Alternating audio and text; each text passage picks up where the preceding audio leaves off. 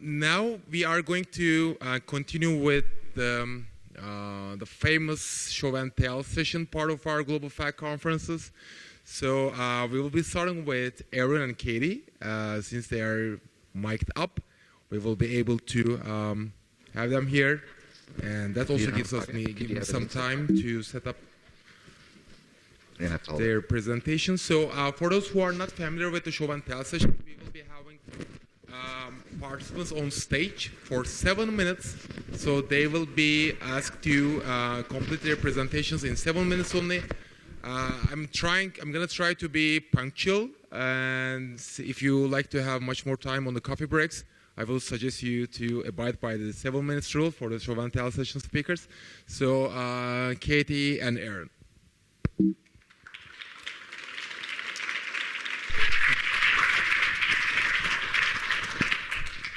Okay, so we're going to talk about television, and I think Katie and I will agree that we're way more nervous to talk to you guys in person than the work we're doing. That's the end.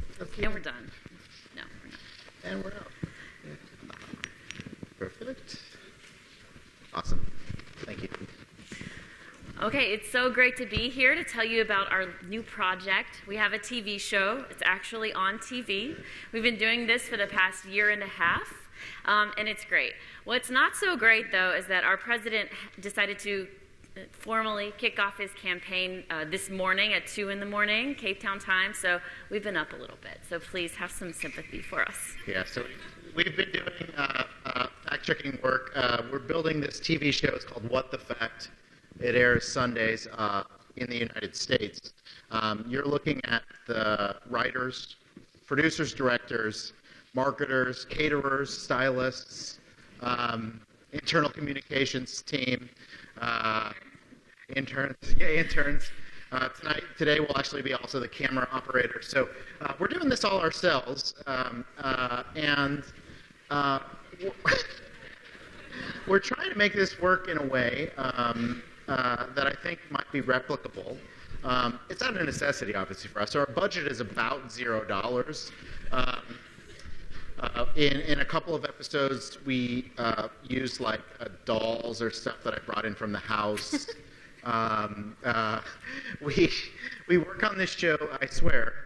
We spend about 30 minutes planning it. And maybe after 6 minutes, you'll figure out if we're good at television or not. But yeah. Politifact, like a lot of fact checkers, I think, had a traditional view of television. And for us, that view was trying to get on CNN or MSNBC or local news and talking about our work. That goes okay. But I think what we realized in doing this is that, as you might know, cable news in the United States is part of the problem. And so even offering a voice of reason and truth on cable news, we still can kind of get washed out a little bit. I think the other thing that's really tough for us is we get asked a lot of questions to be pundits, and we're not so good at that. Yeah, so on this show, there's no gotcha questions because we don't ask them. We are the hosts, and we don't actually have guests. So let's take a look at one of the, no. First, I'm going to say we have $0 budget. We're not making money from this, so why do we bother doing this, putting aside the time to do it? For us, this is about building our audience. And growing our audience, getting our fact checks in the hands of people who aren't seeing them is really important. I think a lot of us probably see that our fact checks are being read by people who don't necessarily need to read them sometimes. So a TV audience is a little different. They're less educated. They're not concentrated in the major cities. So we're trying to get in front of those folks. And this is, so we're doing this with Newsy. Newsy is a cable channel in the United States. They started online, so through like Roku or Apple Television. And then they had the good fortune to get some money, and they bought a television channel. Not kidding. It was called Retirement Living TV. And they ended that channel. I don't know why, but they started to do a news channel called Newsy. If you're not familiar with it, it's like Vice, but they try to be much more down the middle. Vice is pretty left-leaning in the United States. Our show starts every Monday. We have a 30-minute planning call with the team at Newsy, and we talk about what we might want to fact check. We're looking for 3 8-minute segments where we talk about 2 to 3 fact checks per segment. We film the show on Wednesdays. Today's Wednesday. That's why we're looking nice. We record for about 45 minutes, unless Katie and I either make each other laugh or say something stupid. That often happens. The finished product goes to Newsy. They do the editing and build the show. They finish that on Friday, and it airs Sunday. Here's a little taste of what a top of our show looks like.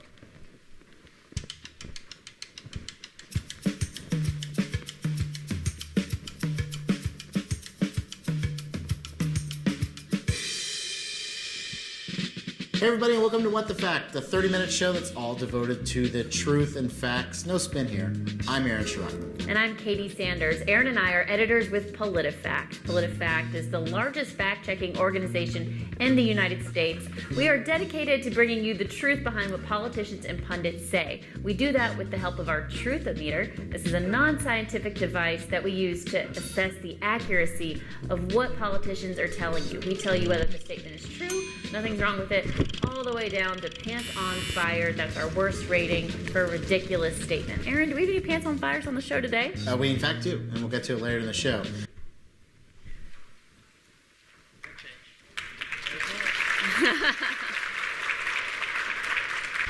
Yeah, good. So, Newsy is not Nielsen rated, so your natural question might be, how many people are actually watching this show? We don't really know, but we do know that they have a nice sized audience and that more people than just our moms are watching, even though they are definitely watching. Yeah, so the Newsy did a couple of viewer surveys for us to help us understand a little bit more about the show. And they asked a very basic question: are you interested in watching more of this type of content? Basically 30 minutes only talking about fact checks and fact checking, brought to you by fact checkers. And the answers were fun. 70% said yes. They want to see more of Katie and Aaron doing things like this.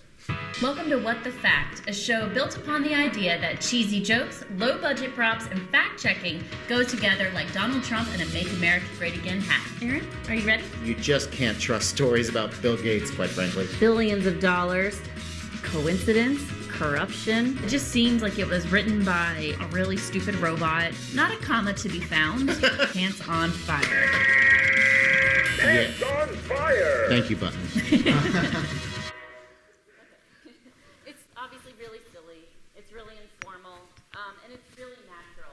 And so I think Aaron and I are sometimes wondering, like, who is watching this? Who is actually enjoying it?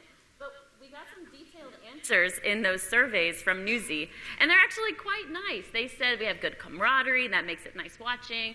They also said the information appears unbiased. I won't watch a show if it leans one way or the other. So in that sense, our goal of being that non-talking head kind of point of view for people who don't trust the media is maybe working out. Yeah, one of the things we do definitely get from this as well is actually really good produced video that we can use socially. You know, it's interesting. So this clip is, to me, is really a good example.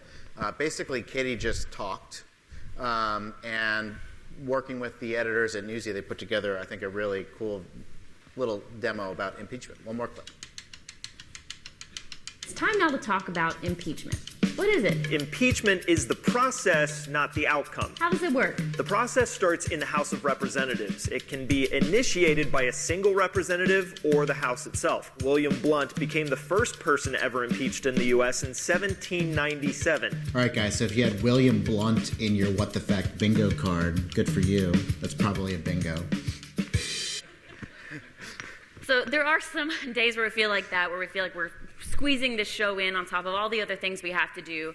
And there's some other cons, like we have one camera, it doesn't change, so we have one thing. But in the end, we get these really nice, well-produced little explainer videos from Newsy that we can share on our own Facebook and Twitter pages. And consistently, they are our most viewed content for the week. So that's awesome. We're going to film our show today here in Cape Town. Hopefully the Wi-Fi will cooperate and we'll be able to send it back to Chicago. It's funny, this show started on Facebook, which was less than zero budget. So this was the first version of us. We've grown a lot since then. I would say simply try it. ways to reach new audiences. Thanks very much. Yeah.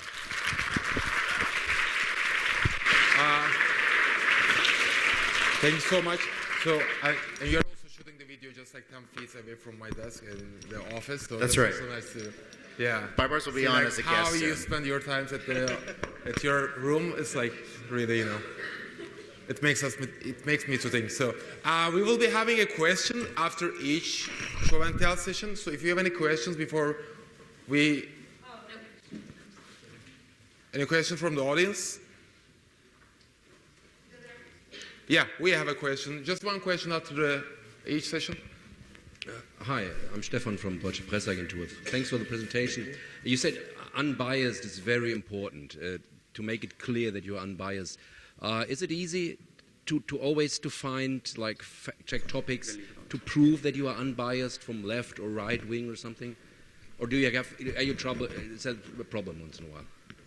I think it's really nice right now. I think in the beginning, in 2018 when we started, there was a very Trump-oriented show just because he was creating the most, he's putting the most out there. And it's been nice to, now we have a recurring segment that pretty much starts off each show called 2020 Vision, when we feature 3 fact checks from the Democrats. So our show feels a lot more balanced. It's pretty easy to do because we have so many candidates to track.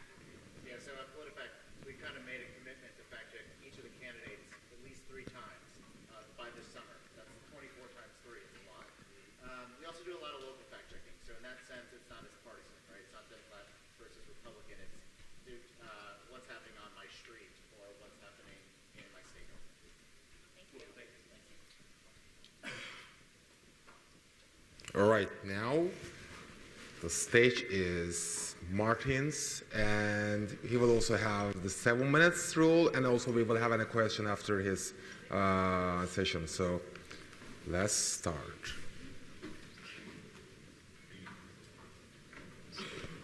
Yeah. This is okay. Great start. Ripping off my microphone. So I only have 7 minutes, so I want to talk about how you can save time as a fact checker. I hope this new. Okay. Okay, so as you all know, a lot of the work that we do is basically boring and repetitive. Okay, here we go. It's the other button. Great. So when you write a fact check about some article or some hoax you found online, you have to link to it. You have to make a screenshot, add a caption saying it's false, or you have to quote the article. You have to make sure, or maybe embed it so you show what it looks like on social media, so that people who don't read the full article only see that part. You need to maybe make a copy at archive.is so you can prove that it wasn't altered. Maybe you want to link to some earlier fact checks that you did about the same site. And if it's the same site that you fact check over and over again, maybe you want to include some boilerplate text like, this is a known conspiracy site funded by blah, blah, blah, etc., etc. So all of that, and then, yeah, there's also these claim review fields that you have to fill out if you're part of that. And so all of that, that's a lot of copy pasting that adds half an hour to your job. And so if you're a programmer like me, then you get this instinctive reaction, go away or I will replace you with a very small shell script. So if you have to do something more than X times a day, just automate that thing. And so I created something called fastcheck.cgi, which is a script we use at Lead Stories. So for example, if this satirical fake news site, bustatroll.org, post some story about a warehouse burning down with evidence on Hillary's emails. All I have to do is copy-paste the link to that story in a little form, type a little caption, in this case not real, and click on a button. And 30 seconds later, 85% of my article is already written. So the screenshot has been made, the fields have been filled out, there's a text explaining this site is a known satire website, blah, blah, blah. There's links to earlier fact checks. There's a link to the NewsGuard rating of the site. The claim review fields are all filled in. So all that I have left to do is add not to the title. So warehouse did not burn down, and then fill out a few template fields like phrase the claim as a question. Did a warehouse with Hillary's emails burn down? No, that's not true. And then, of course, write the actual paragraphs with the fact check and the evidence, which, as you know, can take some time in some cases. But in some other cases, you can do that really quickly if it's just a miscaptioned photo from 2014 or something like that. So what are the benefits of doing it? Obviously, you have way more time for research. It now takes me less time to write a fact check about fake satire than it takes to write the fake satire. And it makes it worthwhile to go after small stories from repeat offenders that you usually, are we going to fact check this or not? Well, it might get copied by Macedonian fake news sites later on, but you never know which ones are going to be the hit and which ones aren't. So should I spend an hour working on this story? Maybe not, but if the question is, should I spend 5 minutes on this story? Yeah, well, why not, while my coffee is being prepared. And also it makes for a nice uniform look on the screenshots with the captions. And yes, the fact that there are screenshots available led me to some other things. So with these screenshots, you can add some zooming and panning effects and turn them into a video. So there is free software that you could use to do this. You could also add some music over that video and then maybe have a robot voice via Google's API read your article. And then you could upload it to YouTube, and then maybe you'd need to hire an extra person to do all that. And that's expensive, but maybe not. So I created a second script that automatically turns all our articles into videos and uploads them to YouTube. So 10 minutes after we publish a fact check, something gets added to our a YouTube channel, and it looks Does like a viral photo show Melania Trump hosting military moms at the White House in 2019, and is there a disturbing lack of non-Caucasian people in the photo? No, that's not true. The picture does not show Melania Trump. It was not taken this year, and it wasn't even taken at the White House. It shows Ivanka Trump at an event in 2018 where she was invited to speak, i.e. she was not hosting it. The picture. So that video is created completely automatic 10 minutes after I published the story. 90% of our videos never get any views, but the ones that do get views, it's mostly the ones that mention there is a video going around of, and then people are searching in YouTube, is there a video of, and then they find our fact check. And our fact check also shows up as a thumbnail in Google search results. Which is nice because then they see the big red fake or hoax, and that helps. And then there's one more thing. These buttons are also used by the people that make these Macedonian fake news sites. They copy stories from each other like copyright doesn't exist. So after we submit a fact check in our website, we also fill out some search field with the key claims of the story, like the key phrase of the headline, warehouse with Hillary's emails burns down or whatever. And then we have a script running that constantly checks our Trendolyzer engine to see if there are any duplicates of these stories being posted in the past hour. So every hour that script runs, it checks all our fact checks if there are new duplicates. And if it finds duplicates, we just get a Slack alert like, hey, a duplicate story found that's possibly related to this fact check. And then since we're in the third-party fact-checking partnership with Facebook, we can now easily copy-paste those links into the tool. And sometimes we manage to kill these copies before they're even posted to Facebook. So that's all I have. I hope I stuck to 7 minutes, so save some time.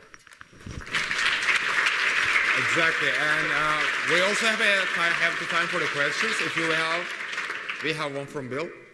Where's the mic? Yeah, there's a question. Oh yeah, there's a microphone coming, or shout really loud. Thank you. Maarten, this is really cool, and I think I love the idea of speeding all this up. The question, as with any automation, is the risk that it looks formulaic to readers, and so I wonder sort of how you feel about that, the trade-off, and I know that the other automated journalism projects go through this, that if you're creating a sports story that reads identical to every other sports story, if you're creating an earnings report story about a company, it reads identical. Do you get any feedback from readers that say, oh, this looks like it's written by a bot? We never get that criticism. We get criticism, your liberal CNN foam at the mouth more often. It's not like our readers come to our site every day and read every fact check we've ever written. So we don't have fans like that. It's just people who Google, who want to know, is this story actually true, or who get a warning pop up on Facebook about a story. So it's likely the only time they'll visit our website, or maybe they'll visit it 2 or 3 times in a year, but they won't mind if it's formulaic. And if it's about a different website, then the story looks totally different because the boilerplate text is different. And yeah, so also the quoted part, it's just a template. It's not that we use the same arguments in every story. So yeah. Very cool. Thanks. Yeah, there's another question over there. Hello. It's really fascinating, but my question is that is your software works only for English or for other languages? Well, our Trendalizer software to detect trends doesn't care about languages, so whatever sources you put in it, it can tell if it's trending. This little script is something that I custom built for lead stories for our own website, but yeah, the code is like 5 or 6 pages long maybe, so it's not really a complicated script. So if you want to replicate it, come see me during the coffee break or something. Okay, thank you. Thanks so much, Maarten.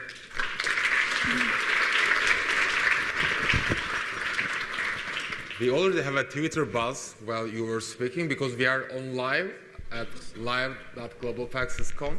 So that's good to see that people are watching and commenting on our speakers here on stage. So right now, let me do my trick.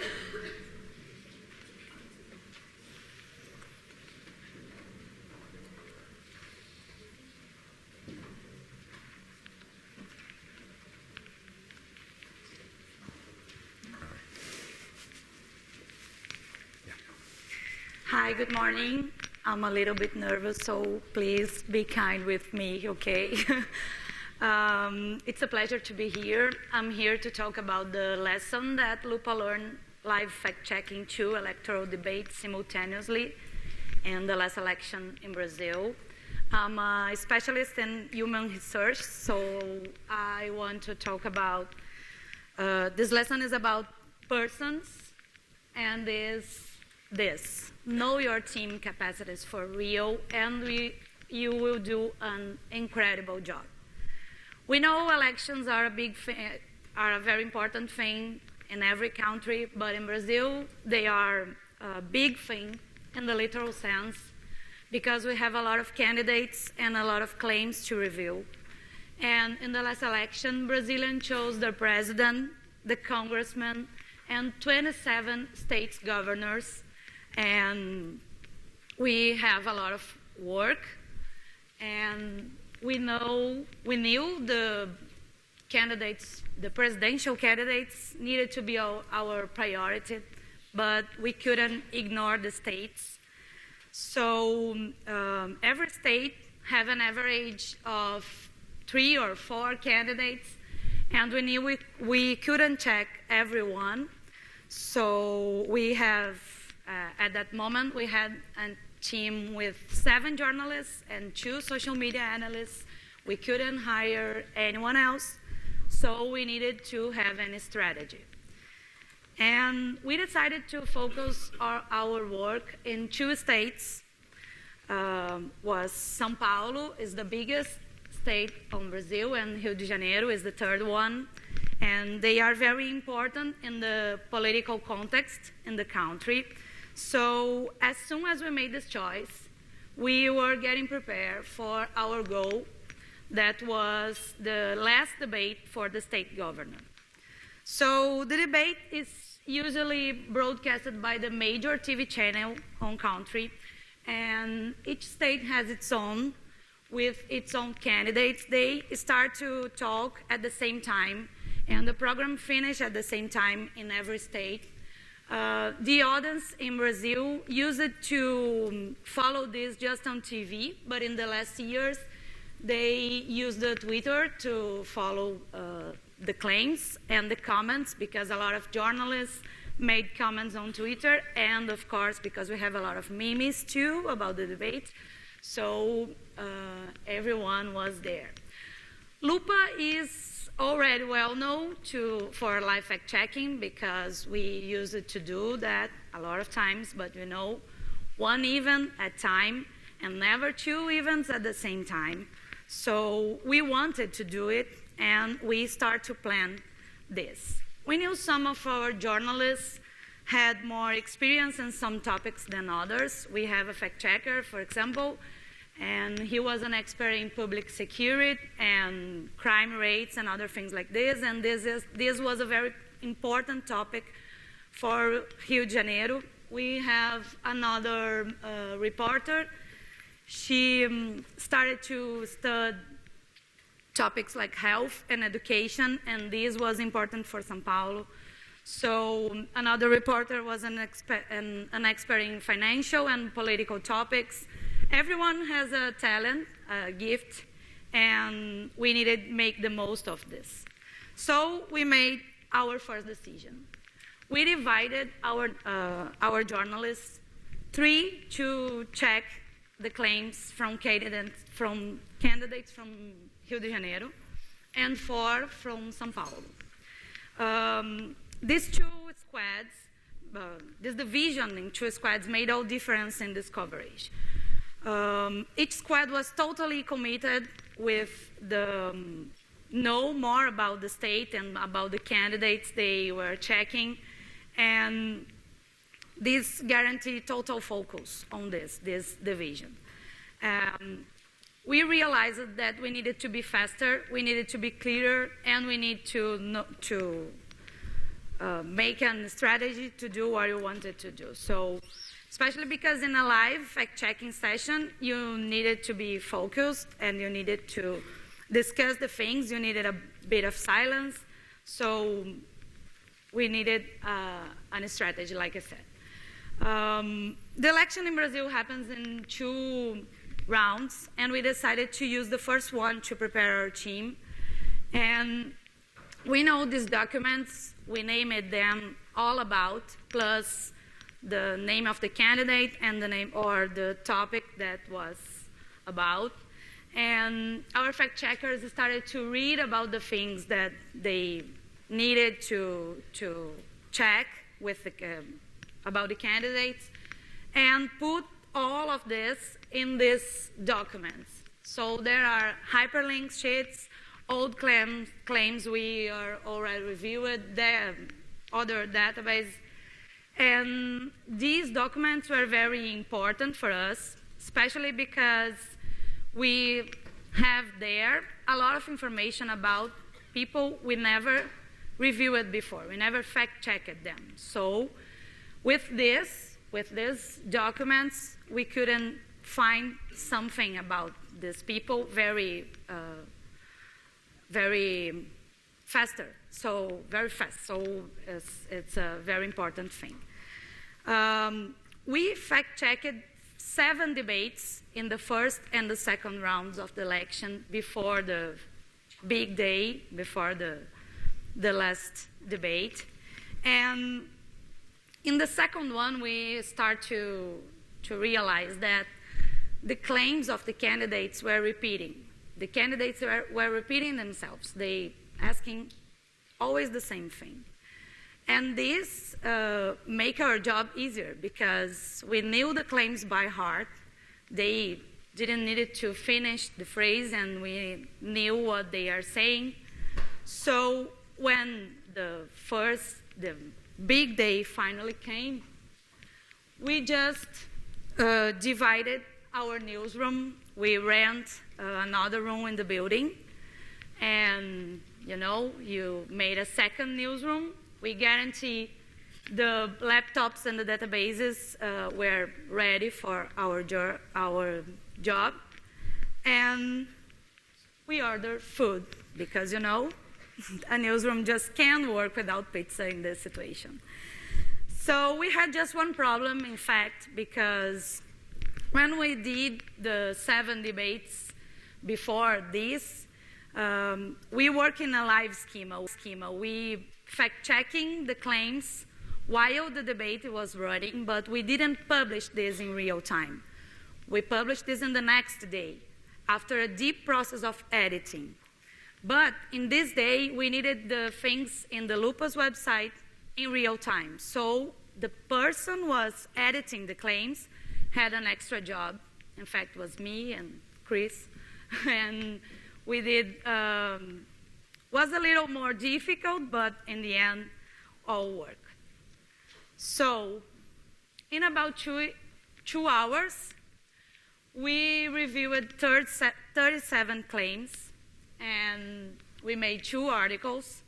Our 2 squads didn't talk to each other in these 2 hours, but in the end, these 2 articles were totally balanced according to the IFCN's Code of Principles. So I think this is clear evidence that we did an incredible job. All of these claims was shared on our Twitter too, and resulted in a huge engagement. The tweets made that night were viewed more than 500,000 views and have all these interactions, like you can see. And we gained new followers. The reaction of our audience was so positive and satisfying, and we really felt proud of what we did. However, like I said before, we just did it because we have an incredible team, and we knew our staff's capacities. We identified the weak points, and we worked to improve this together. So the lesson here is about persons, and is know your team, listen to them, follow them, work with them, not just order them to do things.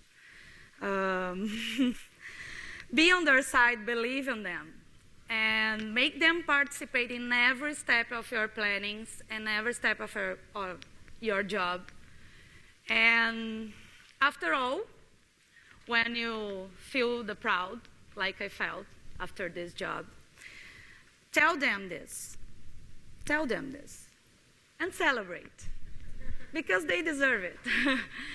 And so after this, you can start to plan another incredible job, another incredible project, but do it always with your people, always with your team.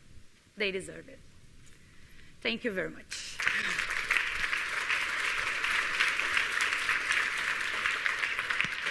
Thank you so much. I mean, I know that a couple of people already have been working on real-time debate fact-checking, so if you have any questions, I think that's the moment. Oh my gosh, I don't know if I can be able to answer this. There's a question. Just make sure that's still open. Okay, perfect. Hi, I'm Noah from The Whistle, from Israel. We're going to have a second round of election soon. I was wondering, did you get any assistance from the broadcasting company? Did you get access to the questions beforehand? No, we didn't, and probably we will never done, because they are very closed about it. That was a very straightforward answer. Yeah. All right, thanks so much, Natalie. Thank you.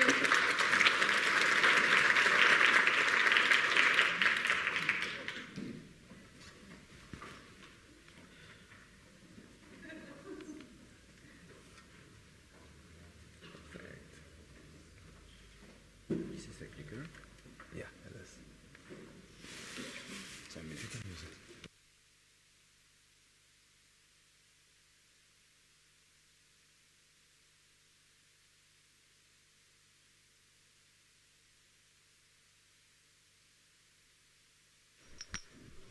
It works? Yeah.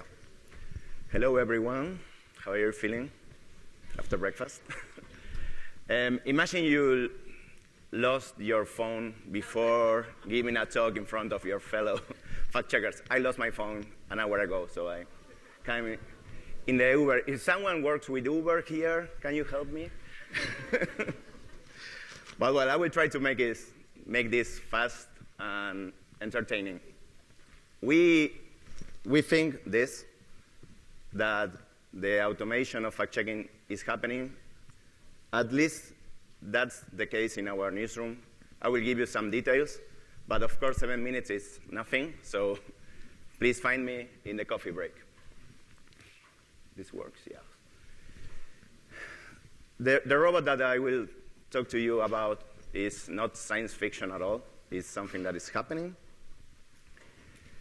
It's called Chequeado. Maybe you know him or her from previous presentations. Just in case, this is why we need automation, is because we are fighting a battle against misinformation that it's spread really fast. And as Maarten said before, they do it a lot of copy-paste, a lot of really fast creation of articles, so we need this. And this is our method that is similar, I guess, to the ones that you use. And just in case, we are using automation in these 3 steps of the method right now. Select a phrase from the public debate, wait its relevance, and consult the official source. And I will tell you something that maybe can help you even in your processes. I will share it with you afterwards. Let's see some examples. This is the tool that we use in our newsroom meeting every week. I told you about this in previous Global Facts, but it's improving. We started using it in February 2 years ago, yeah? And it's something that we now help us write articles. The majority of the articles that we publish every week has been found, the claims has been found through this. It scans more than 30 media outlets and the Congress transcriptions and the presidential speeches. Then this is a tool that the newsroom asks for. You highlight let's say that you receive an email, a long email where you want to find fact-checkable claims. Now you can do it automatically. It works like this. That's in Spanish, but will make sense. The green highlight is highlighting a fact-checkable claim in Spanish, and it's just 5 seconds. And usually, the great thing about this is that usually it's correct. It's something that can help us a lot, and it's helping us. The other thing is that we made this last year, as you know, and a lot of us here we do live fact-checking. And last year, there was a debate around abortion in Argentina. And what we did that time was with Full Fact and Speakmatics. And this year, we are using Google Speak-to-Text technology. In the past, we had like 2 or 3 journalists writing down the claims being said at the same time the journalist, the president, or the candidates were saying it. And now the transcription is automatically, and we have the results in seconds. We can find the fact-checkable claims in seconds. This is really something important for us.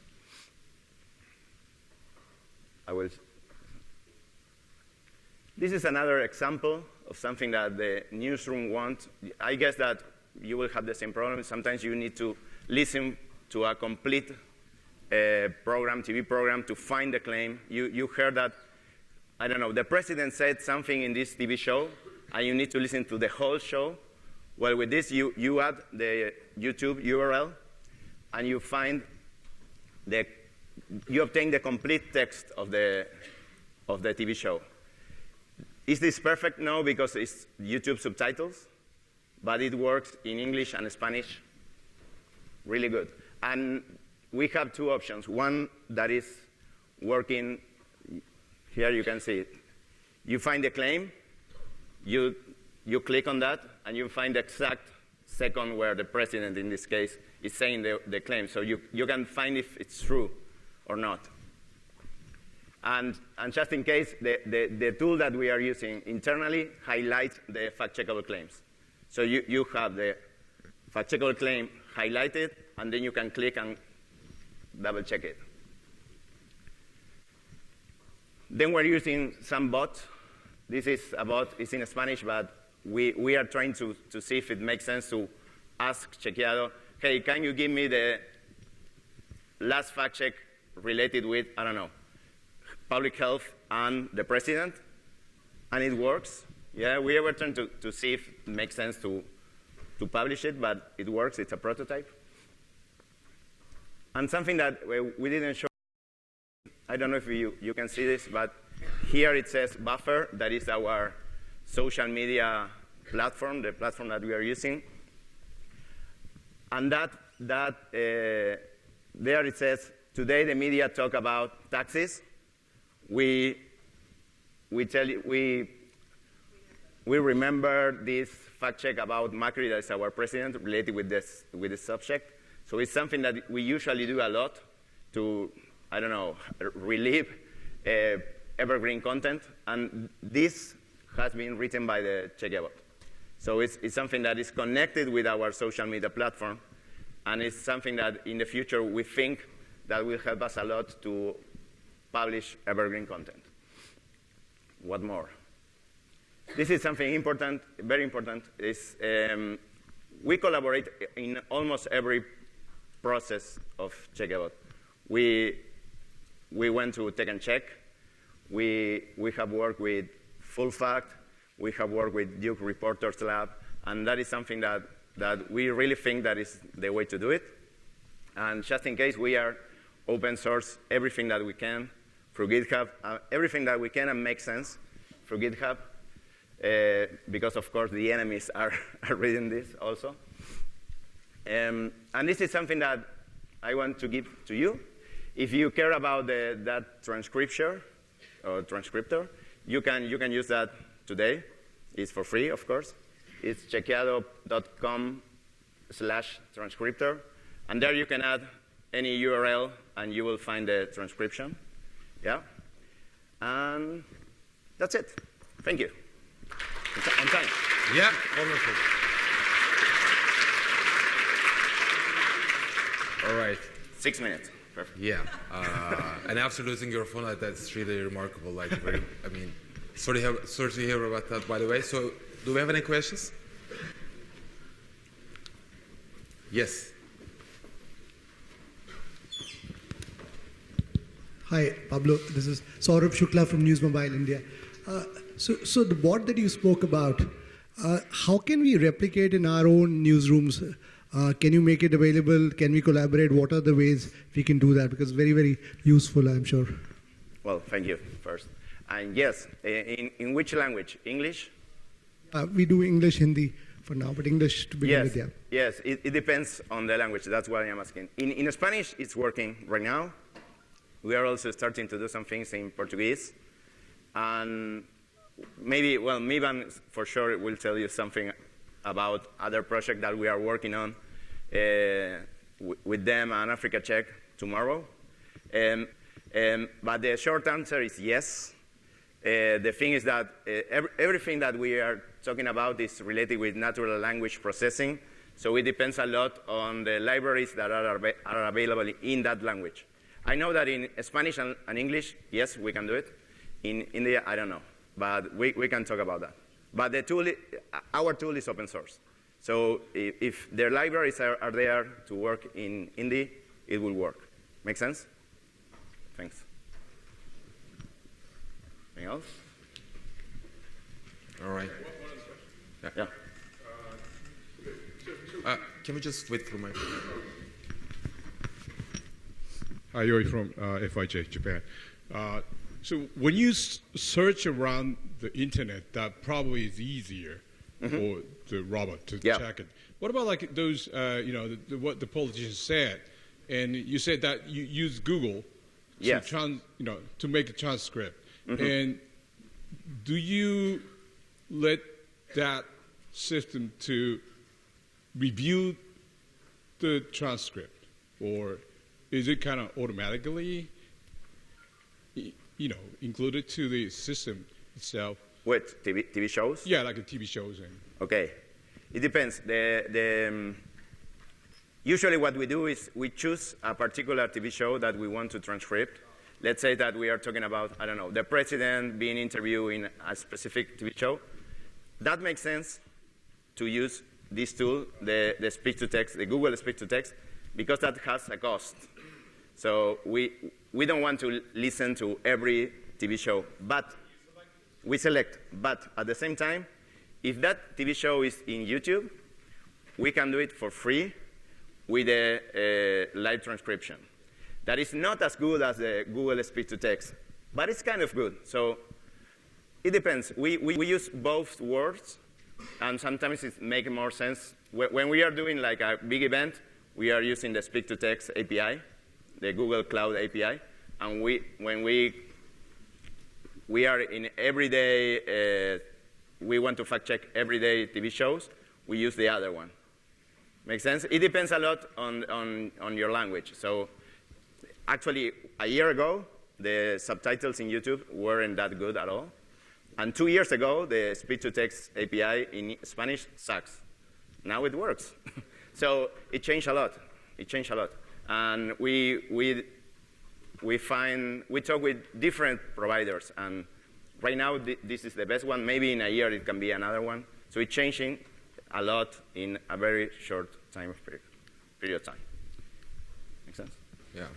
And I also like to encourage all who are into the automated fact-checking and also like claim detection to join the Tech and Check community, because there has been like a really good discussions going on there. And I mean, even me when Pablo was there like a couple of months ago, and Bill and his team, Joel will be speaking a lot about the claim review and how it can be helpful for detecting fact-checkable claims. We'll be covering that a lot during the course of today.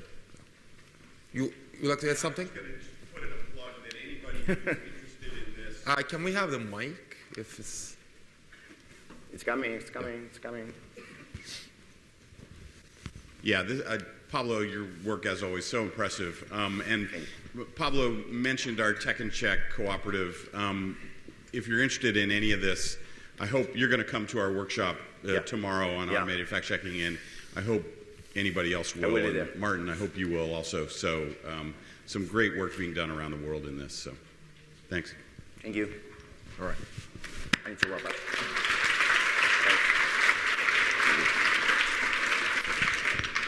Thanks. There is. This is just.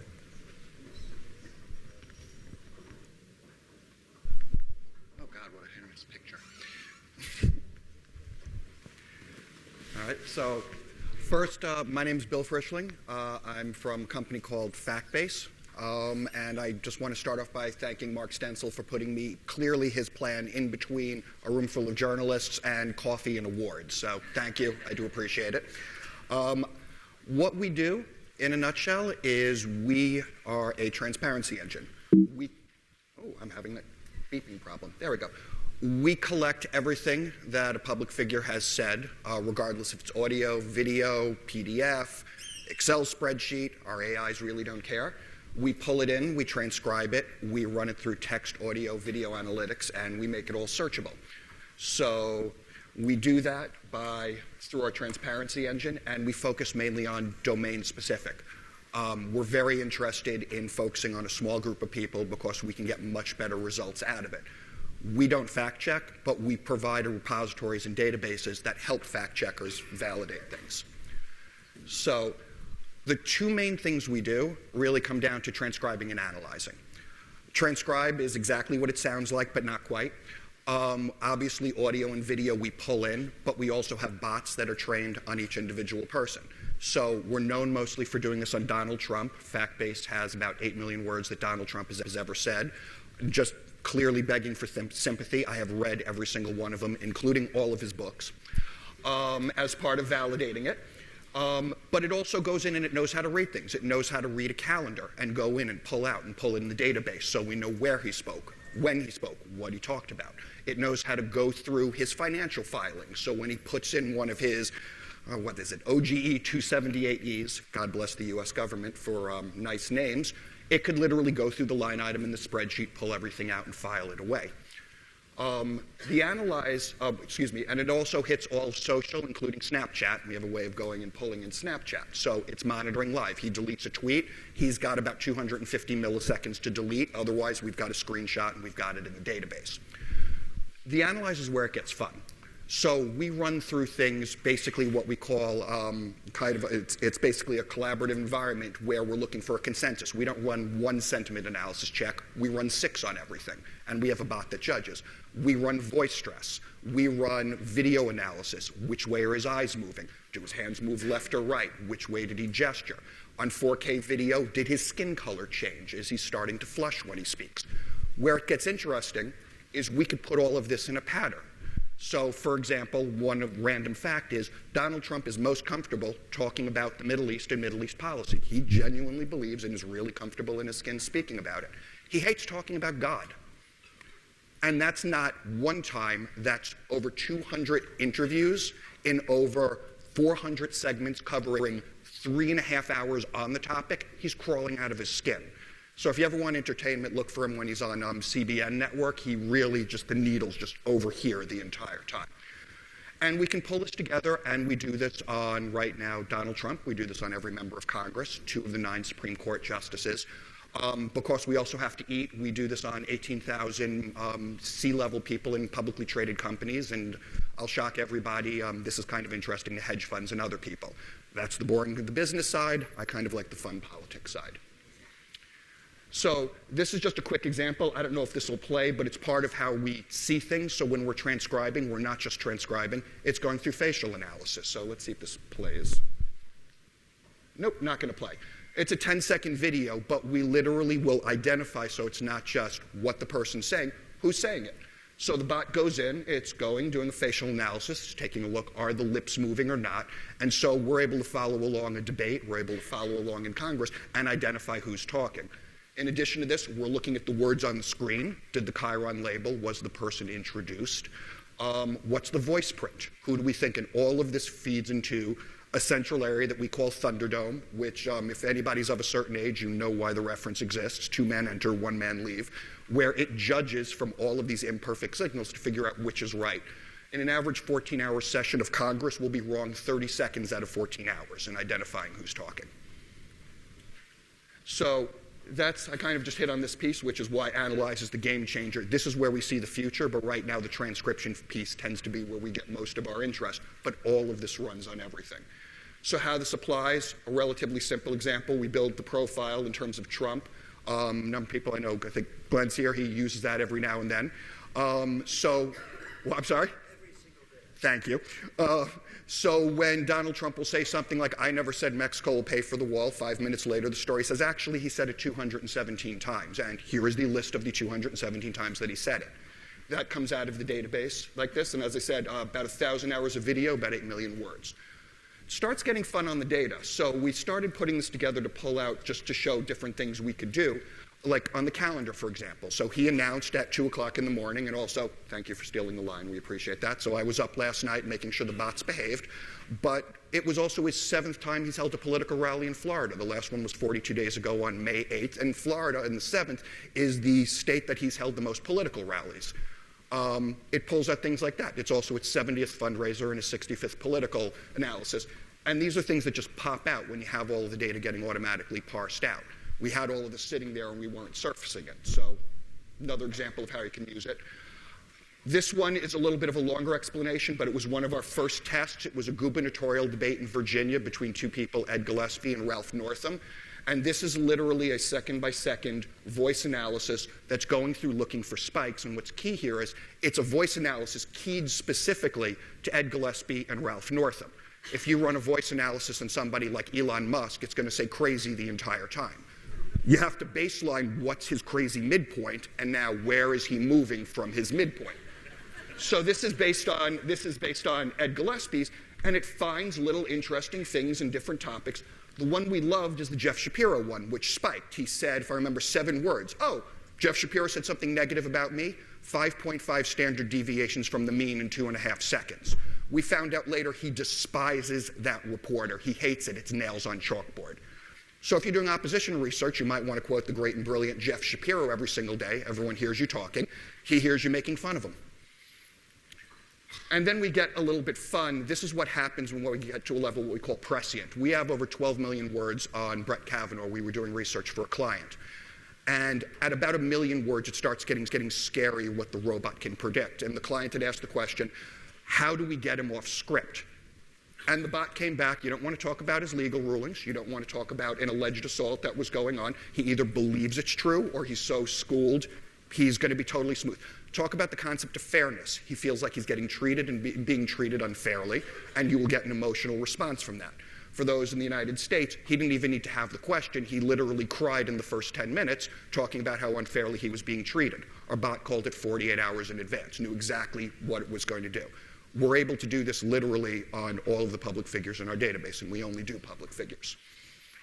So one other thing, and it's a little bit similar to Chequeado, but we had put this together. It's a similar thing, but if you ever are typing a transcription, please, in the name of all that's holy, never, ever, ever, ever, ever do that again. YouTube does it for free, so it's not just the TV shows. If you have an interview that's 2 hours, we have a little instructions up on that link. You could literally just record it, turn it into a video, and there's instructions on how to do that. Throw it in YouTube, and 3 hours later, you'll have a transcript. YouTube does any of, I think, now 10 languages. Also a new thing that they started, they also automatically translate. So feel free to throw in French, and you could go pull the Dutch transcription out later on. And we also do punctuation, and we help out on identifying the folks, and just figured we'd toss that up there. I think I was a little bit over, and that's it. Any questions? Or did I just freak everybody out? I'm sorry. I get that reaction a lot. It's totally okay. And understandable. Okay, I'm going to go hide somewhere. Good luck. Thank you. Thank you.